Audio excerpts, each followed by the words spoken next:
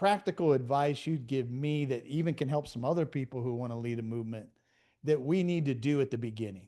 Be the movement. One of the things that I came up with years ago with Lions Not Sheep is I realized, like, I am lions not sheep. I'm not the shirt, I'm not the hat. I am lions not sheep. It is me. I embody it. I live it. Like, that's me. And what my mission has been is for other people to try on that same philosophy. Like, I am lions not sheep. Leaders don't ask for permission. Leaders lead. Like, leaders don't ask, should we go do this or should we go do that? They have counsel, don't get me wrong, but a real leader, a true leader, will chart his own course. And I think that's what separates, like, Lions Not Sheep from so many other movements out there is that I just launched and I went, and I had no clue where I was going and what I was doing, but I just went. And I think that's what makes it really cool, is that with or without a huge following, it's still me. With or without millions of dollars of t-shirts and things and, thousands of clients and the whole thing, it's still me. And I think that's something that a lot of people miss, is they think the movement is the brand and all these other things. No, it's you.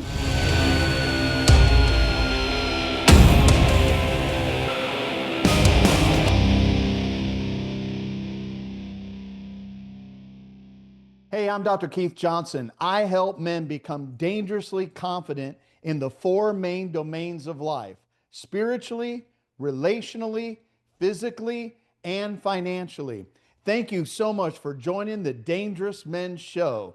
Today, we have a special guest with us. I'm telling you, God has just blessed this show right away with so many amazing men of God, men who have been forged in the fire. And today we have a very special guest, Sean Whalen. Sean Whalen, thank you so much for joining us here today. Thanks for having me, man. Appreciate it. Well, I was so excited to have you because if some of you don't know Sean, he leads a movement called Lions Not Sheep. He's a best-selling author. He speaks on some very large stages, and he has his own tribe of men that he's been developing for, what is it, 15 plus years now? You've been targeting on helping men, Sean? Yeah, close to that. Love the whole dynamic of lions, not sheep. Because of this, when I was at my lowest point, I totally lost everything. I was $180,000 in credit card debt. I had no money in the bank. I had to move into my mother-in-law's little 12 by 12 bedroom. No opportunities. I call it hell on earth. Like, life couldn't get any worse than that. And I remember just crying and saying, God, what's stopping me? And I heard this voice just say, Keith, you lack confidence. And I'm like, confidence? And to be honest with you, I thought I was like, man, I've been around my mother-in-law so long, I think I'm hearing demon spirits.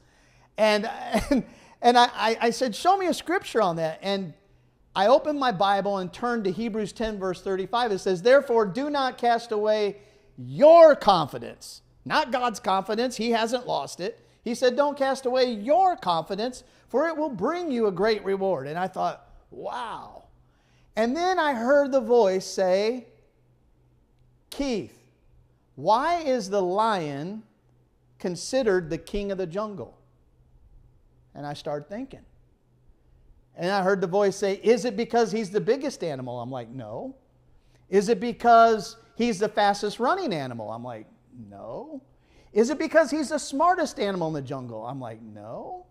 Is it because he's the most beautiful animal in the jungle? I'm like, it's a cat. No, not really. And he said, then why, Keith, is he the king? And I thought, because the lion has more confidence than all the other animals in the jungle.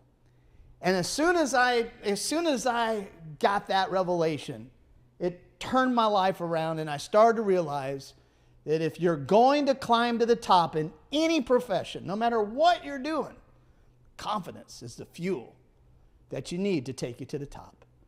Now, Sean, you have built, you've built multi-million-dollar businesses. You've built brands. You've built a tribe. You, you have just done amazing work. I want you to tell the men, how important do you think, of everything that you've done, how important do you think confidence is for a man in changing his life around? That's a great question.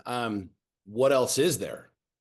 I mean, that's the root, you know? I mean, I have a firm belief that that truth is the great equalizer. Truth is the equalization between those that have and those that don't. I believe that those who are willing to face the truth um, are those who will succeed and those who will grow in life. But when you break down like what's behind the confidence, it's truth. And I think the reason a lot of people lack confidence is because they're just simply not willing to tell the truth. And as men, we don't acknowledge that we're scared. We don't acknowledge that we don't know. We don't acknowledge that we don't have all of the answers. And that's what keeps us back. So I feel like, as soon as a man can get honest with himself and really look himself in the mirror and see who he is, what he is, where he is, that, in my opinion, is where the ultimate confidence comes from. Because when you're building on a sandy foundation, the house always crumbles. But when you can be confident in I've asked this question from stage. I've asked this question to millionaires, to billionaires. What do you want? And it's one of the most profound, difficult questions for a man to answer, a human being to answer. And most men will lie about it. Well, I want freedom, or I want more money, or I want this, or I want that. And one of the most powerful answers that I found that helps people gain the most confidence is when they say, I don't know. I don't really know if I know. So I'm with you on that. The confidence in yourself, the belief in yourself is really at the foundation of everything that is successful, including a man. Wow, that's powerful. You know what I find, Sean, in coaching men for 20 plus years, this is all new to me. Like, before, I just focused on the masses. And in this season of my life, I really felt compelled by God to shift to men because of the crisis we see. And I want you to speak to that. Yeah. But what I've seen over the years in that, what do you want? What I get a lot of times, I don't know if you get this, but I get a lot of times of men telling me what they don't want. Right. It's like, I don't want to be disrespected. I'm tired of it. I don't I don't want to be a failure. And I don't want to have a life without having intimate sex with my wife and having a close relationship. They tell me all the don't wants. Do you find that often? Yeah. No, I think that we're more focused on a lot of that than we are what we really want. And this comes back to to the point I just made, which is truth. We built a culture and environment where men and women across the board, specifically men, are programmed, taught, and encouraged to play small. Don't seek for the big things. Seek the kingdom versus this, that, and the other. And really, when a man stops and he's like, no, I want a lot of money. Like, I want a big house so that I can have a big house for my family. I want to be able to be jacked. I want to be shredded. I don't want to look like a fat turd. And I think a lot of guys have a problem telling that truth. And that's really what is causing so much duress, in my opinion, in men, is that we're playing so much beneath what we know we want. I mean, we're savages. Men are savages. We're only 2 generations off from, if you didn't go up into the mountains and hunt and kill, your family starved. Nowadays, we got dudes that can't even change a freaking tire on a car, let alone go up in the mountains and provide food. So when you really think about it, like, men saying what they really fucking want is one of the most powerful things that they will do. You brought up intimate sex and all these other things. We have men that are acting like children in marriages, like afraid to talk to their queen, their wife, about their intimate desires because, oh, she'll judge me. She'll think I'm whatever. No, dude, that's you being a man. That's you saying, I want these things. How do I establish these things in my house? Not just my spiritual house, my mental house, my emotional house, but my actual literal house. So I think that, men getting really clear on what exactly they want and being willing to open their damn mouth and speak that is really powerful. My thoughts there while you're talking went back to the lion. Mm-hmm.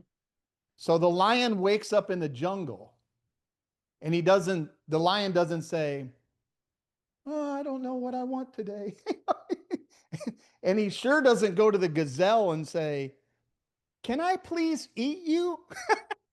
A lion Do you does literally mind? Do whatever you the hell he care? wants. You know, Yep. he No, it's he true. knows what he wants, right, Sean? He and he takes it. It's exactly why, these three words resonated with me, 13, 14, 15 years ago, and why it became my own personal mantra and this brand that it's become is because when you really look at a lion, and of course everybody throws out the scriptures, the sheep and this, whatever.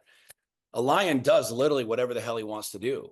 When he wants to take a nap, he goes and he lays under a tree and he takes a nap. And if he wants to eat, he goes and he kills something and he eats. And if he wants to freaking mate and recreate, he goes and he mates and he recreates. I mean, I know that a lot of people have a hard time wrapping their head around this, but that's just nature. That's how it is. You can fight Mother Nature and pretend that that's not how it is, but it is how it really is. And so I look at it from the dynamic of, as a man, how do I build myself and build my mind, my heart, my soul into the type of man who can go and do whatever he wants to do, be whoever he wants to be, obtain whatever he wants to obtain. Wow. I like that. I like that a lot. I've heard you talk a lot about truth and like coming to a place of truth as a man. And I've been talking a lot more on it, just hanging around these new group of guys, like hanging around Jarrett White, hanging around you, hanging around some of these other guys who are talking about the subject of truth and telling yourself the truth. I have no problem with that, with identifying what I want. I've never had a problem with that. But talk to me about what you find with how does a man, how would you coach a man who's, just afraid to tell the truth? And how do we come to the place where we really get honest? How do you get past all that stuff? My answer will probably surprise you. And this is the reason the coaching industry is a multi-billion-dollar industry. This is the reason the late night industry is, late night commercial industry is so big. This is the reason to get rich quick, get healthy quick, get your mind right quick is so big. Because there's only one way to do it. It's to fucking do it. That's it. That's it. There's no hack. There's no book. There's no podcast. Oh man, how do I tell the truth? Well, does anybody have a hack for it? No, dude. What is it? Tell it. Speak it. Well, I don't know how. Okay. Well, then fucking orate the words. What do you want? And I think what I've been given a gift of is I spent so much of my life lying, hiding, not speaking my truth. And it wasn't these lies where I was trying to destroy things. It was that I didn't know how to really orate and speak what I wanted. And I was in a marriage and I wanted sex with my wife. I'd be like, well, hey, I showed up like a timid little child, like in business and saying, I want millions of dollars. I want to employ people. I want to be able to have the luxuries to be able to help people. Right. And I think that's really what it boiled down to is I realized most of my life I spent playing small, worrying about what everybody else thought. And I came to the conclusion about 10, 11, 12 years ago where I was like, okay, no matter what I do, I'm going to be judged. If I'm fat, it's because I'm a lazy sack of shit. If I'm ripped, it's just because I'm taking steroids. If I'm rich, I'm a snake oil salesman. If I'm poor, I'm lazy and undisciplined. So I'm like, well, if that's the truth, and no matter where I go and what I do, somebody's going to judge me. Well, then why don't I just go do what the fuck I want to do? I'll drive the car I want to drive, build what I want to build, look how I want to look, build the businesses that I want to build, be the father and the man and the provider that I want to be, and just let people have at it however they want. Because that's where I truly found happiness, is speaking my truth. This is exactly what I want. And it doesn't make sense to a lot of people. And that's totally fine. It doesn't need to. It makes sense to me. And I think that's really what, you look at Christ and you look at the mission of Christ. Jesus was a freak. He was a weirdo. Think about who he was. Like, he was judged everywhere he went. He came into town sitting on a mountainside preaching a gospel that nobody had ever heard before. People were like, who in the hell is this guy? What the hell is he talking about? He was a freak. He was a nomad. He was a loner. And yet here we are as, quote, men of God, trying to fit into this box that's acceptance of the masses. I don't give a fuck about the masses. I care about what God's telling me to do. I care about what he's putting in my heart and my mind.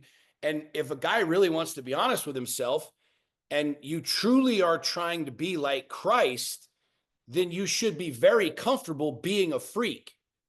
You should be very comfortable being the nomad who stands on his own and shines a light. Because that's exactly what Christ did. That's exactly who he was. It's time to stop lying to yourself.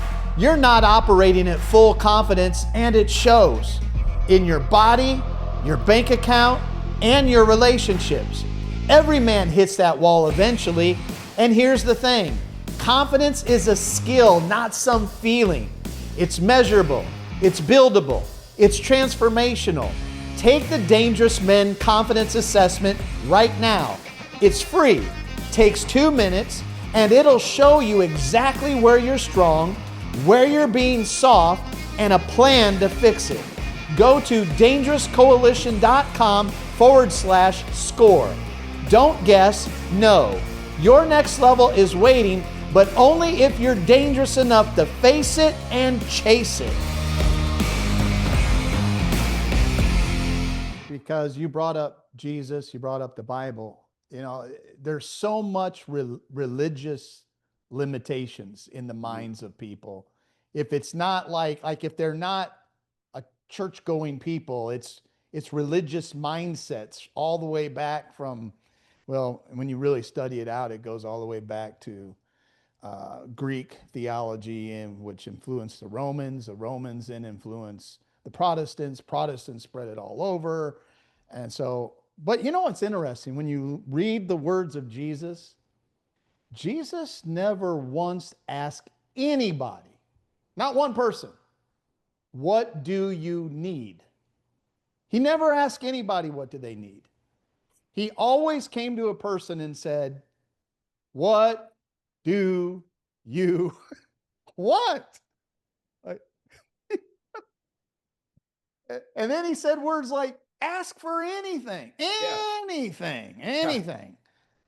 And it's so interesting what you're saying. What do you find? What do you find with these Christian men, these Bible-toting men that you know, I have to deal with this a lot. And what do you find with these guys that really keeps them from peeling away the layers and saying, you know, when I see a Lamborghini go by, I really want one of those. Yeah. Instead of hanging their head down and acting like they don't.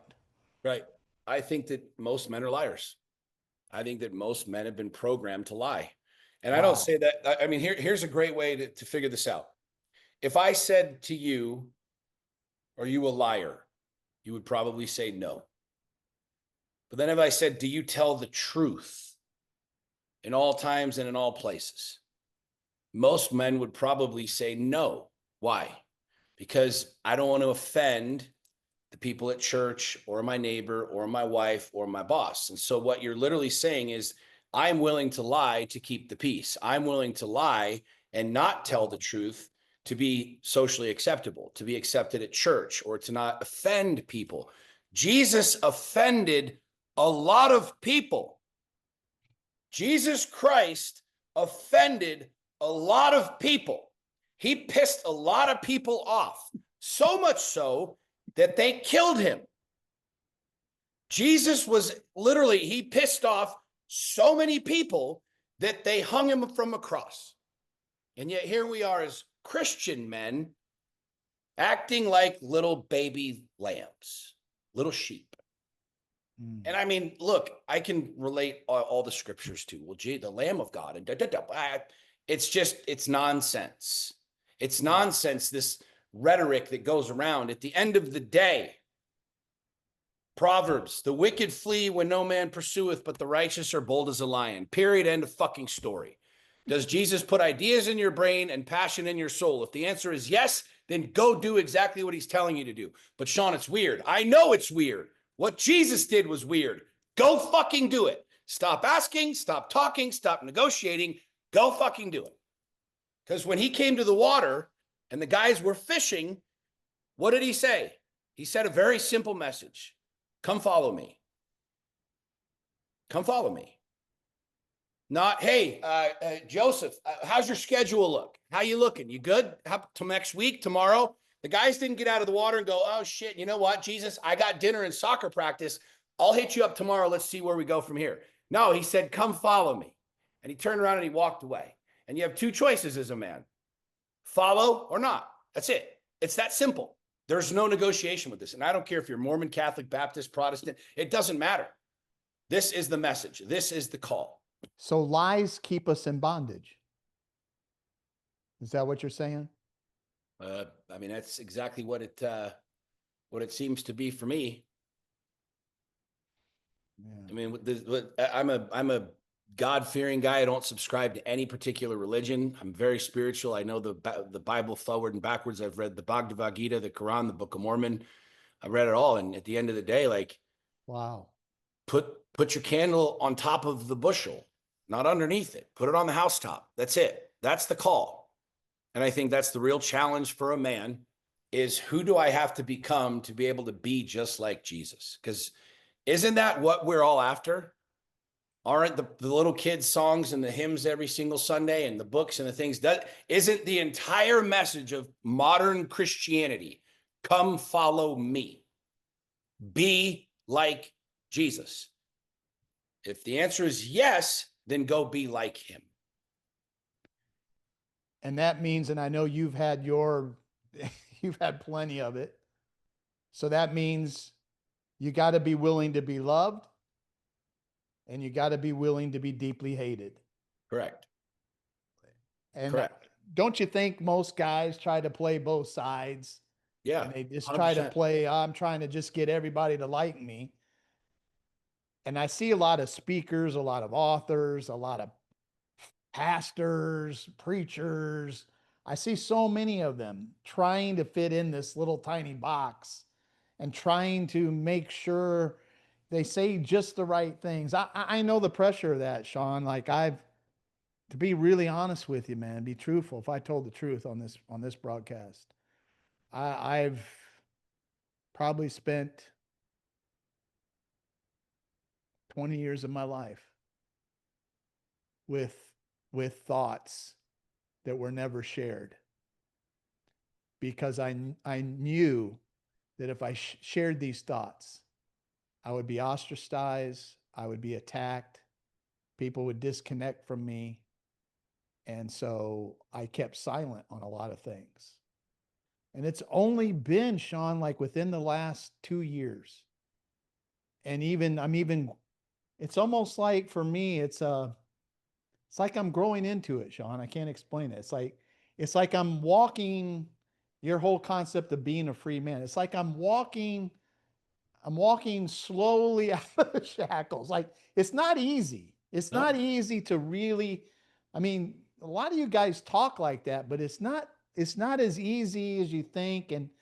But I notice myself, like I take one step and the next step, and it just seems like now it's getting easier and easier, but it's not easy sometimes when your whole identity is tied to a certain group of people. And of course, you know that you brought up Mormon and you walked away from it. So I mean, you know what I'm talking about. Yeah. Yeah. No, I mean, look at the story of Saul. Yeah. Paul. I mean, this guy persecuted Christians. He was just a dick. The guy was a dick, right? For lack of better words. And all of a sudden, in the blink of an eye, he becomes a guy who wrote a huge chunk of the New Testament. He became one of Christ's biggest advocates. You know what I'm saying? Like all of us, we're all Saul. We're all Paul. All of us. And I think the quicker you get to that realization and stop demonizing yourself, oh, I wasted all this time. Oh, my life has been, shut the hell up, man. Like pick up your cross and go. Let's go. We got work to do now. Yeah. You know what I'm saying? Like quit crying about it. Like pick up the damn cross and let's start going. What would be your advice to a man if he's hit rock bottom? Congratulations. And what would you tell him what he needs to do next? Be grateful for it. I know that's probably the last thing that you want to hear. But there's only one way up. There's only one way if you're at the bottom, and that's up. And I've had this happen to me before. And every time I've heard that counsel and that advice, I'm like, dude, shut the hell up. I don't need that. Like, you know what I mean? I'm at rock bottom. But it's true, man. Like you'll find yourself in the darkness significantly more than you will in the light. You will find who you are, find your character, find your soul significantly deeper and way more profound in the darkness than you ever will in the light. My greatest experiences, my greatest lessons, my greatest growth has come in the darkest seasons of my life. And no one likes being there. I'm in one of those seasons right now. I'm in my personal life. I'm in one of those seasons right now, and it's very public and it's very difficult, and it has gutted me. And I've done what I know what to do, which is literally like put myself on the altar and say, okay, God, now what? Now what? Now what do you need from me? It's like Daniel in the lion's den. You're just standing there going, all right, man, I trust. I don't like this, God. Like, hey, I had some different numbers on my bingo card. Like, how about we play some of those numbers, right? Like, this fucking sucks, but I know that you got something for me. So clock's ticking. Can we get to the good shit now? And every now and again, he's like, no, you haven't learned yet. I need to burn you a little more. I need to shred you a little bit more. And we as men, we're problem solvers. Let's just get up and go. And I have learned that one of the greatest things is surrender. It's that ultimate level of trust. I have no clue. I just know that I have to continue to move. I mean, if you think about one of my favorite stories of the Bible is Abraham. As a father, I have 3 kids. Imagine for a second, you pray your whole life for a son and you get the son. And it's like, thank you, God, I got the son. And then God's like, wait a second. I need you to kill him. Wait, what? What did you just say? No, I need you to take him up to the top up there, and I need you to kill him. You serious? Like, am I hearing this right? Send me a text message just so I can read that and make sure it's right. Imagine that for a second, man. Imagine praying for something, getting it, and God burning it to the ground. Imagine becoming this version of you, and all of a sudden God's like, no, there's more, and I need to burn this version of you to the ground in order for this new version to be born. It's terrible. It's horrific. But it's exactly what his plan is. And so if you're at rock bottom right now, good for you. I'm hearing don't waste it. How do you waste it? I mean, what does that even mean? If you're at rock bottom right now, like by being grateful that I'm in this moment, and allow God to do the deep work inside of you, for the reinvention to happen. Yeah, because you got to go to the dark, right? Yep. And be reborn in the dark. And like you said, that's kind of power. That's really powerful. Being grateful for that moment totally changes your attitude, right? Yeah. It's a lot easier to be grateful for it on the other side of it. You know, you're not really like grateful for it when you're in it, but I'll tell you, I'm not grateful for it every day, but I have the faith. And that's what I rely on every day. Is not necessarily the gratitude. I give thanks for waking up and having, breath in my lungs and sight in my eyes, but there are some days where I'm like, man, this blows. Like, seriously, bro, like can we get on with this? Like, can we get to the other side of this? Cause this is really freaking shitty. And I have come to learn that when he is ready and when I am ready and when I've just like thrown in the towel, that's when this new journey starts. Ever feel like something's just off? Your body's slipping, your marriage is strained, and your income is stalled, and no one around you can push you to win. It's not your fault. You're just hanging out in the wrong circles. Ecclesiastes says, pity a man who walks alone, because if he falls, he's in trouble. So I'm inviting you into the Dangerous Coalition, an elite brotherhood for high-achieving men ready to dominate in every domain in life. Join me at dangerouscoalition.com and watch where God takes you in the days to come. It'll be more than you ever thought possible. Godspeed, my friend.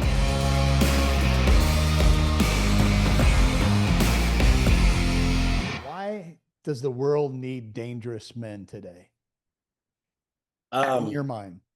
Jordan Peterson's conversation on this was really good, and I'm sure everybody's heard that. I feel like I've had 5 professional MMA fights. So I've been in the ring 5 times, closed the cage, nose to nose, face to face with another man whose Wow. body, mind, or will is going to break first. And it's a terrifying experience. It's one thing to just have some fight pop off for 10 seconds out on the sidewalk in front of a 7-Eleven or whatever. It's another thing to spend 6, 7, 8 weeks training to go to war with another man. It's a mental mind fuck that unless you've been there, you don't know, because you're literally consciously getting your mind ready to fight another man. And that's the reason that I've done it, is because it's terrifying. And that's also the reason that I have the confidence that I do, is because I've faced that adversity. I've faced that challenge. I've been in the ring, not just thought about it, trained or sparred, but had 5 pro MMA fights. And I know that the more things that I do that really scare me, the more confidence that I have and the more dangerous I am. And, again, this is like, lots of guys will be like, that's cheesy, that's this. I don't think it is. I don't think it is. I think the more things you do that have the potential to kill you, that have the potential to really screw you up, the more dangerous you become. When you face and it's not because you're doing the thing, it's what you're facing to do the thing, right? You're facing yourself getting in the ring. Who else? Shit, did I train enough? Am I strong enough? Am I smart enough? Who is this guy? I don't know. That's the game. And when you can truly sharpen that sword, the things that come at you that would otherwise have you run, you kind of laugh at it and you're like, yeah, I got this one. And so for me, like, I want to know that when I walk into a room, there's a slight possibility that there's somebody in this room that could beat my ass, but I walk in with the supreme confidence that I could kill every man in this room. And that's not arrogance. That's not hubris. That's not whatever. That's simply because I've trained my mind and my body to be dangerous. And have you been in the ring and had any professional MMA fights or had any? No. Okay. So this is one thing where I know what you don't know. Right. I have a skill set that you don't have. Yes. Period. And so that's why for me, with Lions Not Sheep and what I coach and what I teach, I'm like, that's one of the greatest things that a man can do, is literally physical violence. Going toe to toe with another man in a very consciously driven, very intentional fight, because it's so terrifying. But what you get on the other side of that is brilliant, is absolutely brilliant.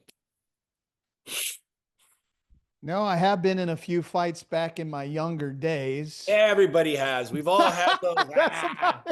Everybody's got that scuffle back in high school and whatever. I'm talking about, that real intentional battle, that physical, like you're standing toe to toe with another man who wants to hurt you. Someone who could kill you. Yeah. And they shut the door and it's just you and him and a rat. Like, that's it.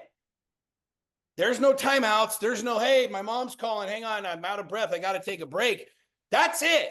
You and another motherfucker. Who's going to win? That's it. To me, that's gangster. To me, that's like the next level of mental savagery. And that's what makes those guys so dangerous, is because they don't fear that. I don't fear violence. I don't fear going toe to toe with another man. I want you to listen to something that Sean said.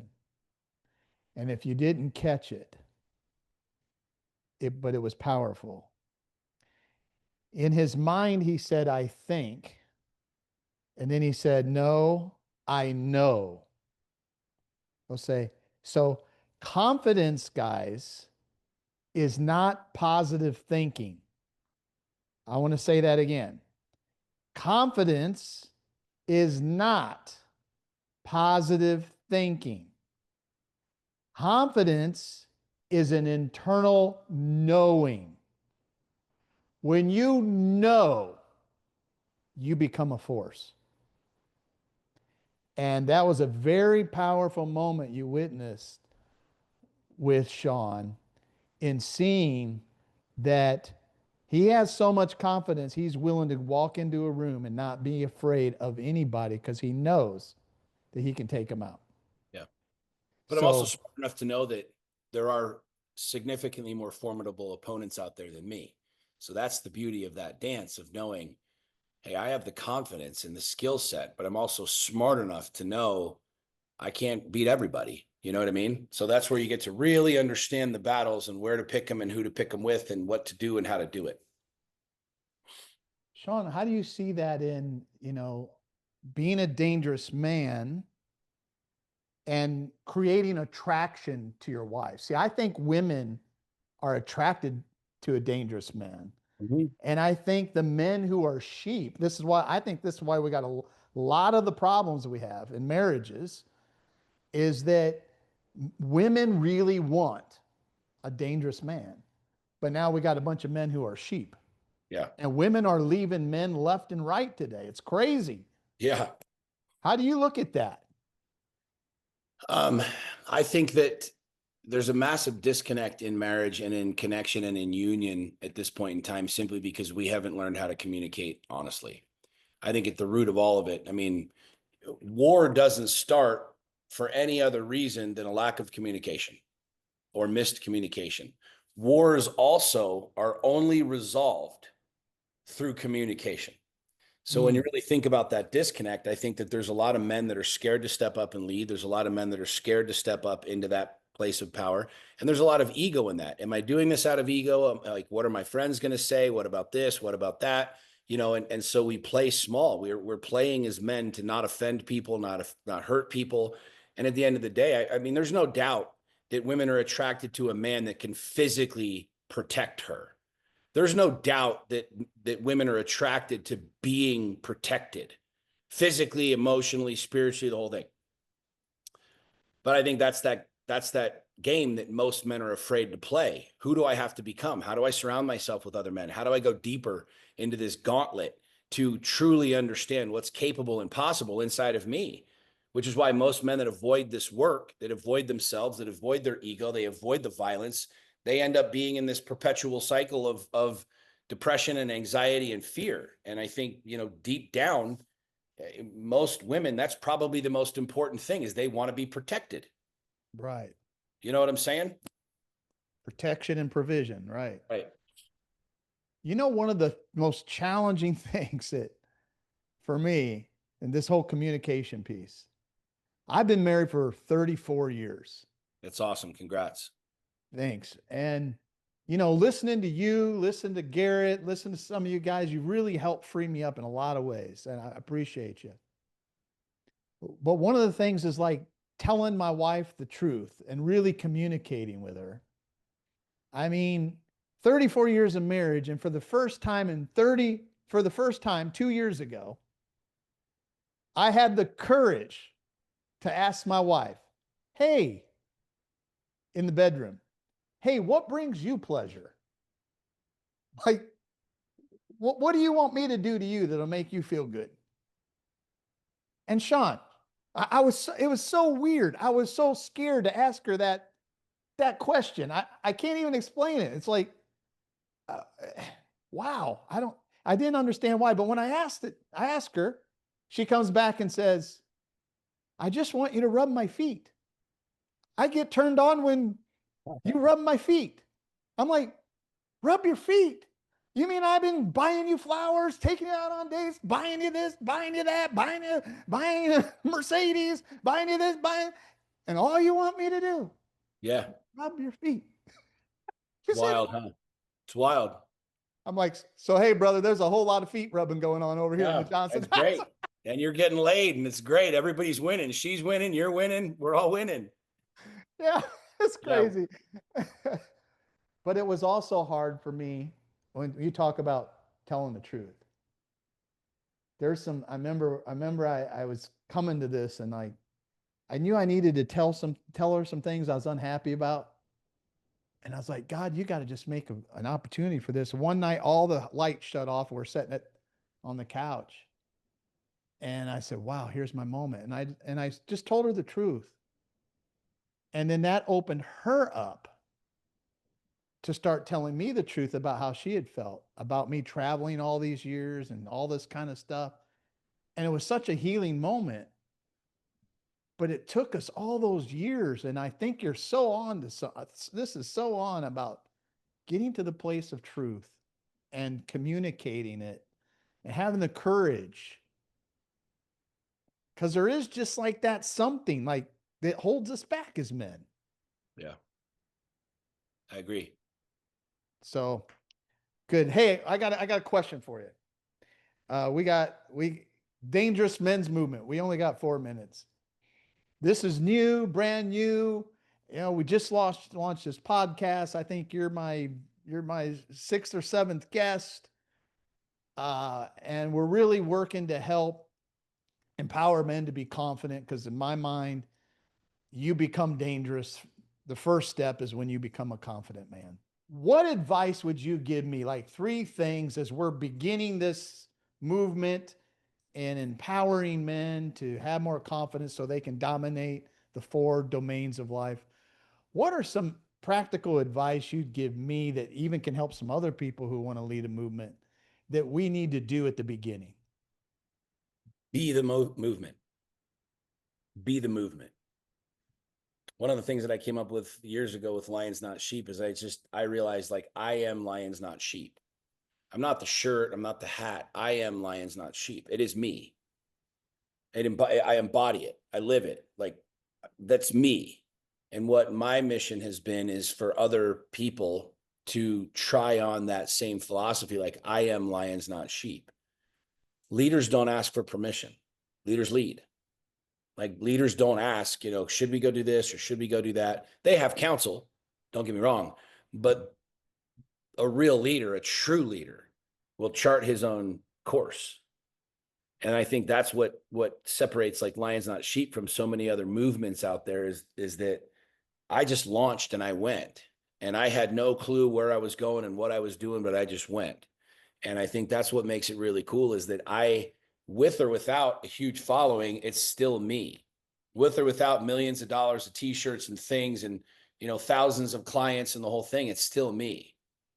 And I think that's something that a lot of people miss is they think the movement is the brand and all these other things. No, it's you. So if you want a dude to be dangerous, you got to go be dangerous. I've never asked any one of my men that I've ever coached to do something that I haven't already done. In fact, I've kind of flipped the script where like we would have these weekends and the whole thing. And one of the things we do is we fight. And we throw on gloves and mouth guards and we fight. And I'm the first dude in the ring. I just call out who wants to fight. Like I'll throw down with my men. Because if you look at like Leonidas and the Spartans, and I mean, there's countless stories. Like Leonidas wasn't just sitting by himself making everybody else do the work. He was the first one swinging the sword. And that's how I look at real leadership and real movement is who's willing to pick up the sword and swing it first. So your men will only go as far as you've gone. Your men will only do what it is that you're willing to do. Love it. Be the movement. What's the second thing you would say? I think that's probably the most important. What else is past that? I mean, literally, what else is past that? What else? The target has been set. So be it everywhere. Be it on your podcast. Be it when you're out. Be it when you're driving. Be it when you're fucking. Be it when you're building your business. Be it. Just be it.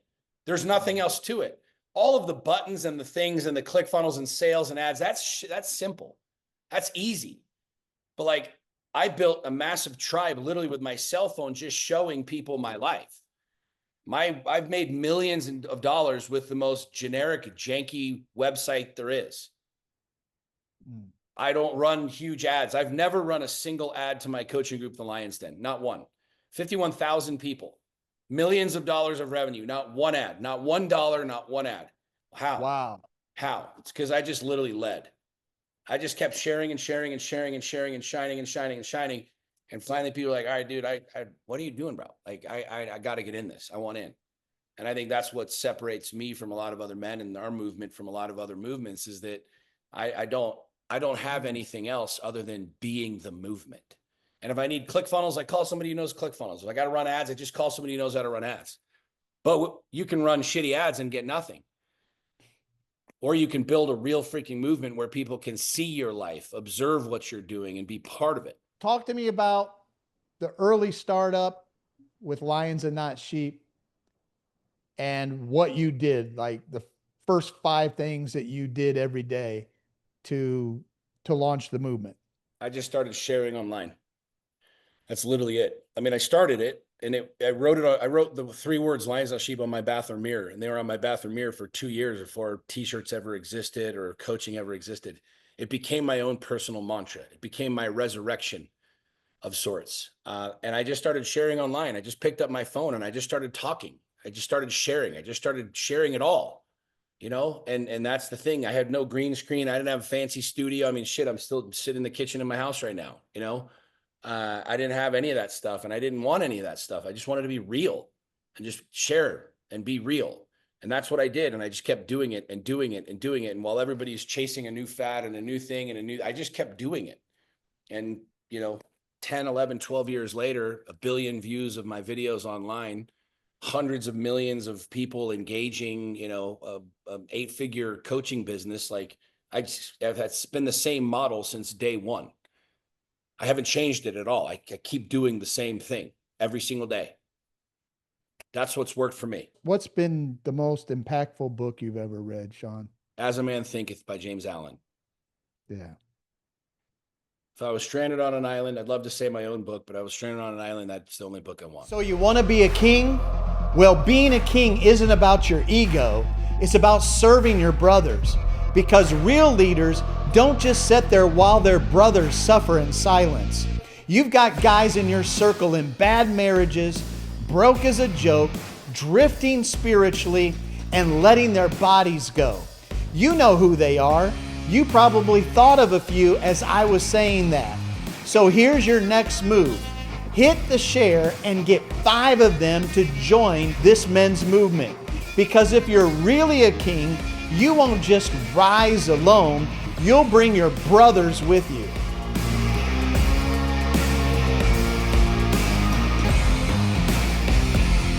Hey, listen, thank you so much for joining us. How can our people get in touch with you, reach out to you? Is there a next step like, hey guys, go get my book. I got this going on. How can we as a movement help support you? Yeah, I'm all over social media. Obviously, just my name's Sean Whalen. My book's on Amazon. If you want to go grab a copy of my book, it's called How to Make Shit Happen. And yeah, on Facebook, Instagram. And guys, go support this amazing guy. I'm telling you, he's loaded with so much wisdom. He's a great guy, as you can tell. He doesn't play games, and he has a great message. Thank you for joining the Dangerous Men's Movement, my friend. I'm looking forward to connecting in the future. God bless. Thank you. Godspeed. Bye-bye.